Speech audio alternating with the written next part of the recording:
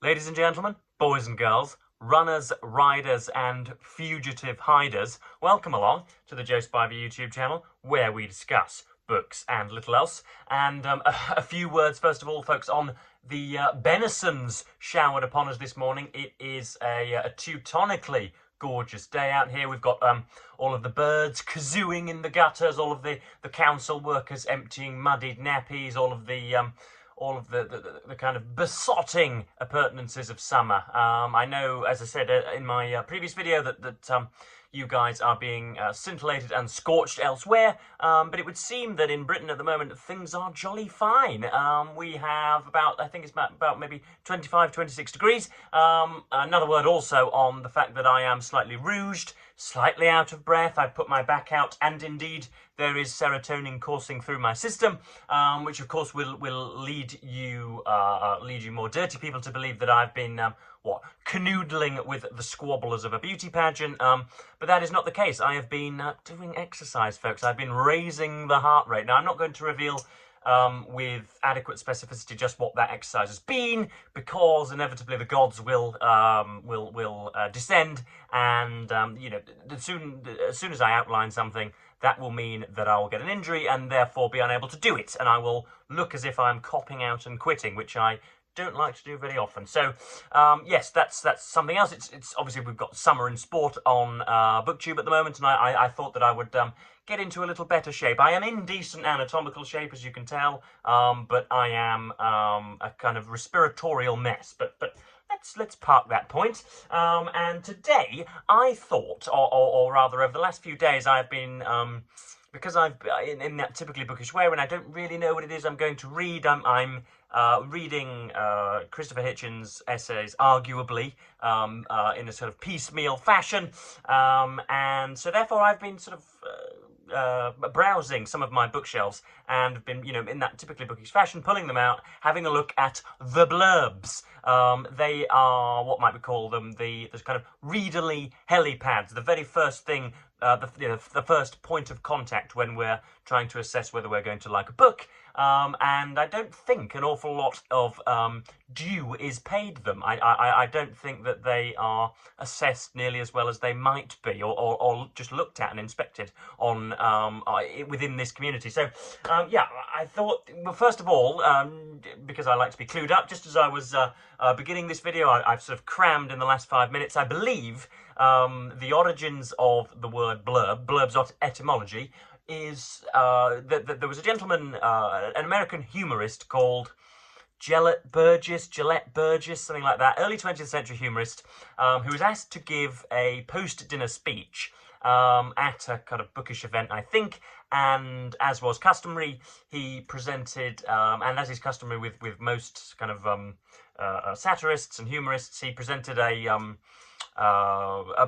book that he had written, and it kind of had a kind of mordant satirical edge to it. And again, I'm going to get this wrong, but something about the back of the book saw praise given to the book, and the praise that was given out was from a character within the book called Miss Belinda Blurb, and so to blurb became a much talked about verb. It became a normalized verb, and all of a sudden to blurb was just to show or adduce praise for a work, and I think that's how it became embedded into the lingua franca. So that's a fact for you all. And I also have, again, just before we get into the blurbed books, this is going to make me sound even more like a caffeine-addled Zoomer, but what indeed did you do, ladies and gentlemen, when you wanted to know about the origins of the blurb, or the tallest breed of tree in Chile, or the depth of the Mariana Trench, or how many burlesque dances it takes to change a light bulb, or something like that? How did you get this information? If you needed to go 37 miles to somebody's house and all you had was a map, how on earth did you do that? That's something that's I've been pondering this morning, because there I was, just sort of pitter-pattering on my keyboard, having the answers beamed into my brain, but that is only a recent luxury I'm very much aware of. So anyway, let's get into. I've got 5 types of blurbs for you. 5 breeds of blurb, all of which that was a great performance of the plosives, wasn't it? Yeah, got 5 different types of blurbs that I've picked out from my collection here, and you'll see that I've been at my best arts and crafts. We've got the explicator. This features on the back of the Oxford Shakespeare of Shakespeare's complete sonnets and poems, and the explicator tends really just to be it is implemented most often when it is a publishing house that is just, reprinting a previously lauded and canonized work, something that's, already put onto syllabuses and curricula, when you don't really need to explain who Shakespeare was, what he did, and the sonnets. This really doesn't have any description of the sonnets or the poems herein. All it has is, for example, it names the general editor, and then it gives itself or the house a little bit of praise. The Oxford Shakespeare offers authoritative texts from leading scholars in editions designed to interpret and illuminate the works for modern readers. This is the complete sonnets and poems edited by Colin Burrow. And then it just sort of bullet points its features. A new modern spelling text, collated and edited from all existing printings, on-page and facing-page commentary, detailed introductions considering the sonnets and poems' biographical and literary background, yada yada, includes poems attributed to Shakespeare in the 17th century, and a full index. And then, we've got praise from the Times Literary Supplement, not simply a better text, but a new conception of Shakespeare. So there's nothing about the very sonnets. There were no adjectives there. There wasn't saying that very many of the sonnets have become, embedded into the popular consciousness, that there's no attempt to praise him at all, because I assume they are presuming that you're already sold on the Shakespearean ideal, and you don't need to be persuaded that this guy could write, because this has already been shown to be objectively so. So that's the explicator. A little bit of a cop-out, really, isn't it? You don't really. It's all about the it's all about the framework behind the scenes, and the kind of the chassis, as you were, as opposed to what the actual car feels like. It's all about how well a subject is treated, much like a translation would, I would imagine. So that's one type of blurb. That's the explicator there. Next up we have, and this usually comes in the bowels of the academic press, this is the obfuscator, folks. This is a copy in particular of Michel Foucault's The Order of Things, an archaeology of the human sciences. How much do you not want to go on holiday with that, gentlemen? So this is the obfuscator, and this is for the individuals who would very much like their reading experience to be very private, when they like the fact that they are the only people that read within one certain, perhaps, philosophical or socio-political convent. It is deliberately, as the title might convey, it is obfuscating. It is being ridiculously complex, and so I'll give you the brunt of this. The human sciences today are more than a branch of knowledge. They are already embodied in social practice and institutions. Michel Foucault analyses their appearance, their reciprocal links, and the philosophy on which they are based. It is only quite recently that man has emerged as an object of our knowledge. It is an error to believe that he has been the object of curiosity for thousands of years. He is the result of a mutation within our culture. Michel Foucault studies this mutation from the 17th century onwards in the 3 domains in which classical language, which was identified with discourse, capital D, was privileged in being able to represent the order of things, general grammar, the analysis, wealth, and natural history. At the beginning of the 19th century, there emerged a philology, a biology, and a political I could go on, but will not. So that is designed almost primarily to put off the punters, and anybody that indeed can get through that circumlocucious turnstile is the very person for which the book is best suited. So yeah, the Obfuscator, that made no attempt to explain what Michel Foucault was trying to do, who he was, what the book would do, whether it is historically or academically, intellectually revered. All that tried to do was scare you off, folks, because that is what most French philosophers love doing. That is what most acolytes of French philosophers love to do. They like to perform professional closure and reduce the amount of adherents to as few a number as possible, really. They would much prefer it if you didn't read the work and listened to their 17-hour perorations on the work, or their their pillow talk on the work, or their elevator chat on the work, because then they would be able to get away with their rectitude, and they would be able to convince you that what indeed they are reading is very important. So yeah, that's the Obfuscator.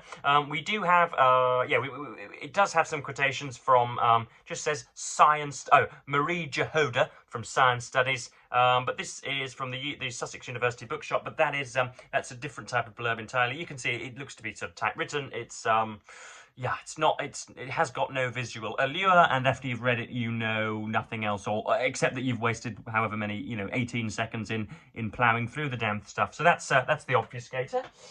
Next up, we have the Quota, not Quota, Quota. This is just for instrumental purposes. This is Sami Puri's new book, Westlessness, and if you indeed would like to know just what Joseph Edward Spivey thinks of Westlessness, you will have to, hopefully anyway, you'll have to wait a few days or weeks until my very fine, very estimable, very descriptive and pullulating review is available on Open Letters. But this blurb in particular, again, doesn't try to entice. Oh, it tries to entice, but it doesn't give us give us any of the information of the book. It doesn't, it doesn't give us a synopsis, which is probably the most common amongst blurbs. It doesn't praise this book in particular. All it does is list some acclaim for the author, for Sami Puri, and yeah, because he's written books called Russia's Road to War with Ukraine, Invasion Amidst the Ashes of Empire. So we've just got stuff from the Financial Times, The Spectator, Prospect Magazine, Financial Times, and New York Times. So yeah, there's no description of Westlessness. That might be a little unfair because I don't think this this cover will be available in the bookstores because it does have a barcode, but it's not. I don't think it will be the one that turns up in bookshops, simply because this is a review copy, because I'm special, and I get premonitory access, shall we say, to some books. So yes, that's the Quota. No information given there. It is just trying to sell you the author as much as it is the material of the book. And presumably, if you're buying a book called Westlessness with a rather archaic or sort of Edwardian map put into the background there, then you're already going to be interested in the presumed subject matter. Yes, so that's Westlessness. It was decent and reasonable. I shouldn't really use evaluative adjectives because the Brontosaurus Bostonian Steve Donoghue and his crew at Open Letters will not want me to show infidelity by in any way. So yes, that's the Quota. They're not very common, are they? You will most of the time get a synopsis on the back. You won't just get praise from a previous work. Then penultimately we have Anthony Trollope's The Eustace Diamonds in a Penguin Classic edition, and this is the spoiler, folks.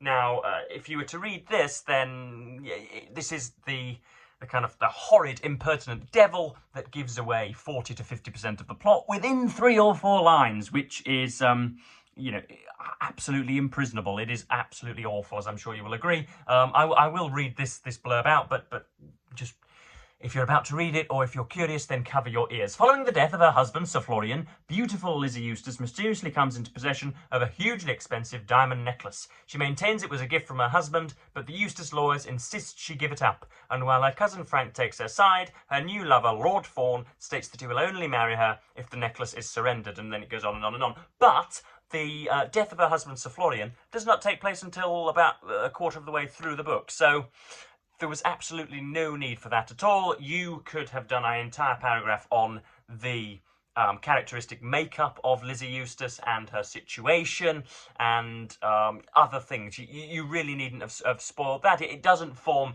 an absolute kind of surface premise of the plot, but it's not nice. It would be like, in my opinion, a blurbing of Macbeth talking about the slaying of King Duncan. That's just not necessary, and you know, you're already by premeditating it, you are what should we say, diluting the potency and significance of it as you're reading the narrative. So this is the spoiler, and yeah, it's probably the one that's most common. When I am faffing about the second-hand bookstores, the charity shops, when I am avoiding the scraggy, messy volunteers that sully the counter, and I'm just looking for a cheap bargain, and I'm reading lots and lots of blurbs. I don't do this whole bookish thing where you open it and then you kind of engage in mild cunnilingus in the middle, where you smell the stuff. I just read the blurb, and this is the most common one where you can tell that you already know far too much. You're told that somebody's inheritance becomes dispersed, sort of disparately dispersed. You talk about somebody becoming injured. You talk about somebody falling in love. You really needn't get any of that. All you need is a description of the protagonist or protagonists. That's all you need, and you can perhaps foreshadow things maybe, and you can you can tickle as we'll get into in just a moment's time, but you really needn't divulge almost the first third of the book. That would be that's criminal in my opinion. So yes, that's the spoiler. And then the final type of blurb, folks, is the tickler. This is the type of blurb to which everybody should aim. And this is a particular copy of Brideshead Revisited. That is presumably, it's either Charles Ryder or Sebastian Flight. I'm not sure. Mr. Flight is described as blonde, I believe, and that gent ain't blonde. So this could well be Charles Ryder. But this is the tickler. This is the platonic ideal of a blurb. This what I'm about to read out will make you want to open the cover, whether you like war, whether you've ever read war, whether you have been taught to esteem Brideshead Revisited. Charles Ryder, a lonely student at Oxford, see, there you are, just a description, is captivated by the outrageous and decadent Sebastian Flight. Invited to Brideshead, Sebastian's magnificent family home, Charles welcomes the attentions of its eccentric, aristocratic inhabitants, gradually becoming infatuated with them and the life of privilege they inhabit, in particular with Sebastian's remote sister, Julia. But he gradually comes to recognise his spiritual and social distance from them, eventually discovering a world where duty and desire, faith and happiness are in conflict. You see there is the mooting, M-O-O-T, of the future conundrum, or the climax. There is a very, very tiny bit of the plot of Charles Ryder being invited to Brideshead. There is great descriptions of the twin peaks of the novel, Ryder and Flight. And there is even, again, there is a kind of, an elusive loinal tickling of Charles Ryder and his sister Julia. And that is absolutely perfect, folks. It just situates you in your chair, but doesn't give you everything on a plate very, very easily. So that is, that's the tickler. That is the platonic ideal of blurbs. And it even has on the back, of course, it's got, I might as well show you the blurb for Christ's sake. It's got another repeat of the insouciantly smoking gentleman on the back there, and then it has a bit of a barcode, and then we have the fact that it's an Evelyn Waugh centenary edition, which is jolly nice. So either this came out it can't be a centenary edition of the novel, it will be of his birth, I would imagine, which is 1906, 1907, again, early 20th century, so presumably it's of his birth and not because we haven't had 100 years since the publication of the novel. And then, it's nice text, and then you've also got lush and evocative, the Oxford novel, the quintessential Oxford novel there, that's praise from the Times, no less. So that's the type of blurb to which everybody should aim, but it very rarely comes off, unfortunately. So yes, I thought this would be, this is a little bit of a trailblazer, isn't it, folks? I'm usually just jumping on bandwagons and receiving piggybacks from much more inventive and therefore interesting and viable YouTubers and booktubers, but I've created a little thing of my own, a little videographic parcel of my own. So that's the different types of blurbs. If indeed you have managed to, I'm sure there are more that I have that have escaped my attention. But if you've managed to find any more blurbs or know of any different breeds, any more, any longer ones, any more explanatory ones, or any more egregious spoilers, then please do let me know. And heaven forbid, if you've got a channel of your own, do a video of your own. That would be jolly good. But I am going to stop this video short of 20 minutes and go and watch England cricket, folks, whilst also reading the excellent Brideshead Revisited. So yes, I'm going to thank you ever so much for watching BookTube and say goodbye.